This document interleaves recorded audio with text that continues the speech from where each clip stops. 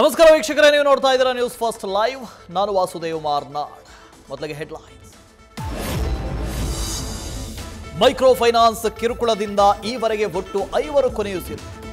ಸರಣಿ ಸಾವಿನ ಬೆನ್ನಲ್ಲೇ ಎಚ್ಚೆತ್ತ ಸರ್ಕಾರ. ಇಂದು ಮಹತ್ವದ ಸಭೆ ಕರೆದ ಸಿಎಂ ಸಿದ್ದರಾಮಯ್ಯ. ಕಠಿಣ ಕಾನೂನು ರಚಿಸುವ ಬಗ್ಗೆ ನಿರ್ಧಾರ. ವಸೂಲಿ ಕಿರುಕುಳ ಮಾತ್ರ ಅಲ್ಲ, ನಕಲಿ ದಾಖಲೆ ಸೃಷ್ಟಿಸೋದ್ರಲ್ಲೂ ಮೈಕ್ರೋ ಫೈನಾನ್ಸ್ಗಳು ಎಕ್ಸ್ಪರ್ಟ್.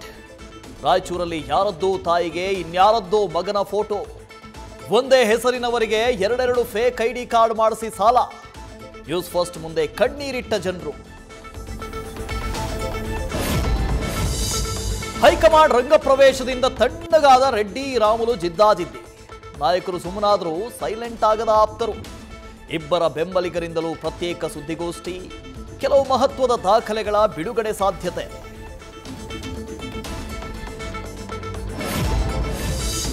ಬೆಂಗಳೂರಲ್ಲಿ ವೀಲಿಂಗ್ ಮಾಡಲು ಹೋಗಿ ಆಕ್ಸಿಡೆಂಟ್. ನಡೆದುಕೊಂಡು ಹೋಗ್ತಾ ಇದ್ದ ಯುವಕರಿಗೆ ರಸ್ತೆ ಪಕ್ಕ ನಿಲ್ಲಿಸಿದ್ದ ಕಾರಿಗೆ ಡಿಕ್ಕಿ. HSR ಲೇಔಟ್ನಲ್ಲಿ ಪುಂಡರ ಹಾವಳಿಗೆ ಸಿಸಿಟಿವಿ ಸಾಕ್ಷ್ಯ.